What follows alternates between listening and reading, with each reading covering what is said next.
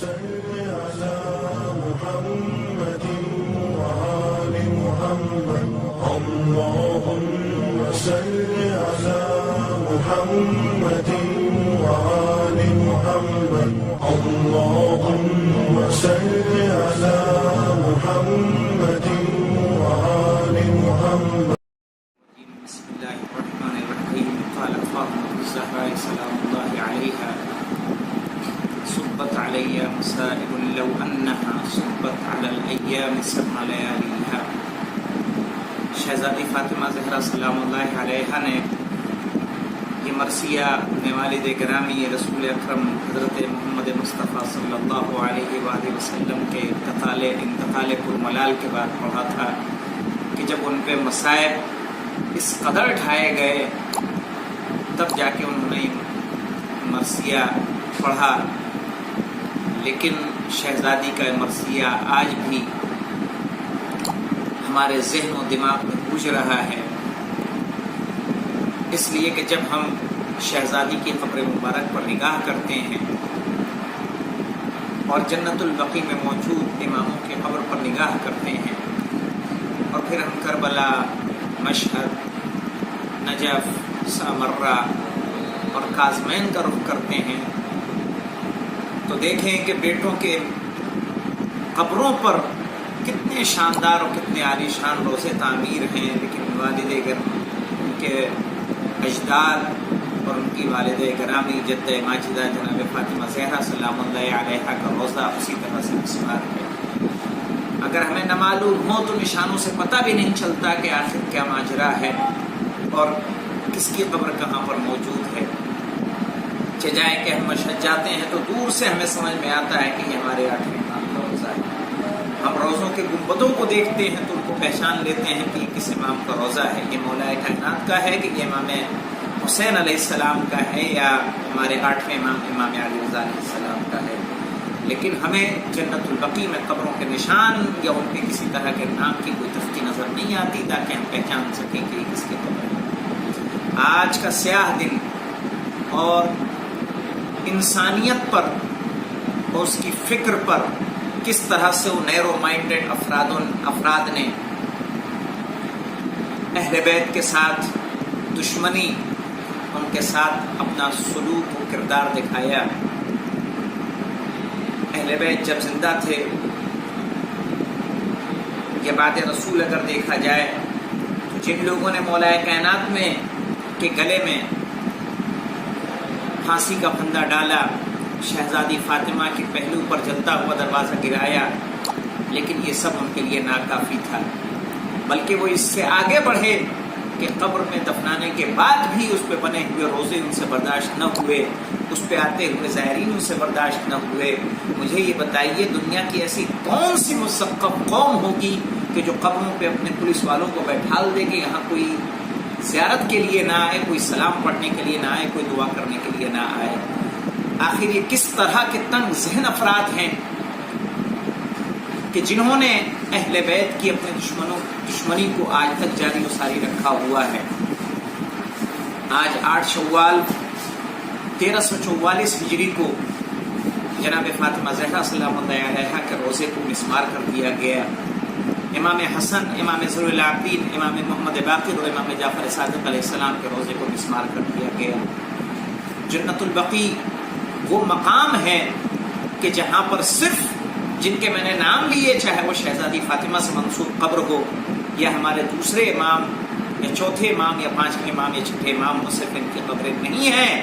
بلکہ وہاں پر جناب عباس کی والدہ گرامی ام البنین کی قبر ہے، مولا کائنات کی والدہ اور رسول خدا کی پرورش کرنے والی جناب فاطمہ بنت اسد کی قبر ہے. وہاں پر شہدائے احد ہیں، وہاں پر حلیمہ سعدیہ کی قبر ہے، وہاں پر واقع حرہ میں شہید ہونے والے شیعہ ہیں، وہاں پر عائشہ کی قبر ہے، حفصہ کی قبر ہے، میمونہ کی قبر ہے، زوجات رسول، باقی زوجات رسول کی قبر ہے. جناب رسول خدا کی بھی ہیں، جناب رسول خدا کے چچا جناب عباس ابن عبد المطلب ہیں. ظاہر ہے کتنی قبروں کو میں گناؤں گا، 7000 سے زائد وہاں پر صحابی رسول دفن ہیں. اس کے باوجود ان لوگوں نے ان سب کا احترام ختم کیا. ان پہ بنی ہوئی مسجدوں کو توڑا، ان پہ بنے ہوئے گنبدوں کو مسمار کر دیا۔ سب سے پہلا اگر کسی نے کوئی دفن ہوا ہے تو وہ عثمان بن مظعون کو رسول خدا صلی اللہ علیہ وآلہ وسلم کے حکم سے دفن کیا گیا ہے، چونکہ بقی کہتے ہیں ایسی جگہ کو کہ جہاں مختلف قسم کے درخت ہو، بظاہر رسول نے کہا تھا کہ جاؤ غرقد کے درختوں کو کاٹ کر عثمان بن مظعون کو وہاں دفن کرو، اور جب عثمان بن مظعون کو دفن کیا ہے تو عثمان بن مظعون کے سرہانے ایک پتھر رکھا ہے اور ایک پایتی پتھر رکھا ہے۔ مجھے یہ بتائیے رسول کا یہ عمل کیا کہلاتا ہے؟ رسول نے پتھر کیوں رکھے؟ تاکہ قبر کا ایک نشان بن سکے، اگر کوئی فاتحہ پڑھنے آ سکے، کوئی زیارت کرنے آ سکے تو اسے معلوم ہو سکے کہ عثمان بن مظعون کی قبر کہاں ہے۔ اور اس کے بعد دوسرا، جب فرزند رسول خدا صلی اللہ علیہ وآلہ وسلم جناب ابراہیم کا انتقال ہوا ہے تو جناب ابراہیم کو خود رسول اسلام نے اپنے ہاتھوں سے دفن کیا ہے اور ان کی قبر پر آنسو بہائے ہیں، اس قدر آنسو بہائے ہیں کہ قبر تر ہو گئی۔ مجھے یہ بتائیے، آپ سنت رسول پہ عمل کرنے کا دعویٰ کرتے ہیں، لیکن یہ کون سی سنت ہے کہ جہاں رسول آئیں اپنے ہاتھوں سے پتھر رکھیں اور آئیں اور گریا کریں، انہی عمل سے آپ ہمیں روک رہے ہیں؟ یہ ظلم کب تک جاری رہے گا؟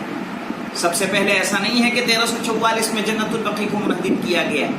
بلکہ 1205 سے لے کے 1217 ہجری تک یہ لوگ کوشش و کاوش کرتے رہے اور جنگیں کرتے رہے، مختلف جنگیں انہوں نے کی تاکہ کسی طرح سے ان کو تسلط حاصل ہو جائے۔ اور جب ان کو 1819 میں تسلط حاصل ہوا ہے تو 1218 میں ان کو تسلط حاصل ہوا ہے تو 1219 میں تو انہوں نے 1220 میں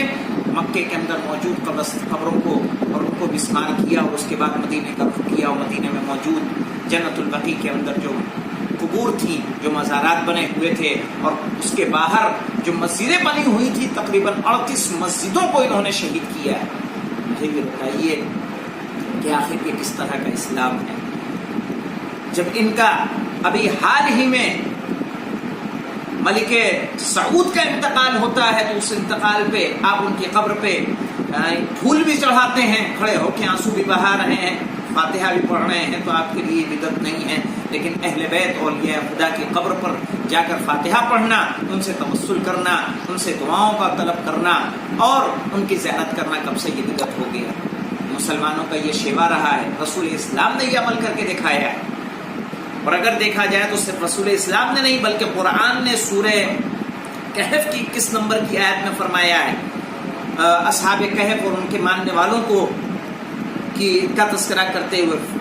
کہ بسم اللہ الرحمن الرحیم فقالوا ابنوا علیہم بنیانا ربهم اعلم بهم قال الذین غلبوا على امرهم لنتخذن علیہم مسجدا۔ کچھ لوگوں نے کہا کہ لاؤ ان غار کے اوپر کہ جس میں اصحاب کہف موجود ہیں، اس کے اوپر ایک عمارت تعمیر کر دی جائے تاکہ ہمارے لیے طلب برکت ہو سکے، اور دوسروں نے کہا کہ نہیں، اس کے اوپر ہم مسجد بنا دیتے ہیں۔ ظاہر ہے قرآن نے بنا اعتراض کے اس بات کو بیان کیا ہے کہ اگر اولیاء خدا ہیں تو اولیاء خدا کی قبر پہ تعمیر کرنا یا ان پر مسجدیں بنانا شرک و کفر نہیں ہے بلکہ سنت پروردگار ہے، اور یہ چاہنے والوں کی سنت ہے، کیونکہ اگر اس میں کسی طرح کا اعتراض کی بات ہوتی، خدا بند عالم اگر اس عمل سے راضی نہ ہوتا تو اس کو اس طرح سے بیان نہ کرتا کہ جس طرح سے قرآن میں بیان کیا گیا ہے، بلکہ اس پر اپنا حرف اعتراض بلند کرتا۔ آج کے دن تمام شیعان اہل بیت، مجھے یہ بتائیے، آپ بھی دعویٰ کرتے ہیں کہ آپ اہل بیت کے چاہنے والے ہیں، لیکن قل لا اسألکم علیہ اجرا الا المودۃ فی القربى کی دلیل آخر کون دے رہا ہے؟ آپ ہیں کہ آپ نے روزوں کو منہدم کر دیا۔ آج ہم شیعہ ہیں کہ ہم، اور صرف یہ نہیں کہ شیعہ بلکہ صرف وہابی فکر کو چھوڑ کے باقی ہمارے سنی حضرات بھی قبروں پر جاتے ہیں، ان کی زیارتیں کرتے ہیں، ان پر سلام پڑھتے ہیں۔ تو ظاہر ہے وہ سب کے سب آج کے دن یوم سیاہ اور کالے دن کے روپ میں مناتے ہیں اور اس کو یاد کرتے ہیں، اور یہ ہم حکومت سعودیہ سے مطالبہ کرتے ہیں کہ ظاہر ہے تب تک ہم خاموش نہیں بیٹھیں گے کہ جب تک پھر سے شہزادی کا روزہ، ائمہ کے روزے اور رسول کے صحابیوں کے روزے تعمیر نہ ہو جائیں۔ جن کو تم نے شہید کیا ہے ان کو پھر سے آپ تعمیر نہ کر دیں، اور اگر آپ نہیں کریں گے تو ظاہر ہے وہ دن دور نہیں کہ جب ہمارا امام ظہور کرے گا، اور امام ظہور کریں گے تو اگر سب سے پہلا کوئی کام ہوگا تو انشاءاللہ ان روزات کی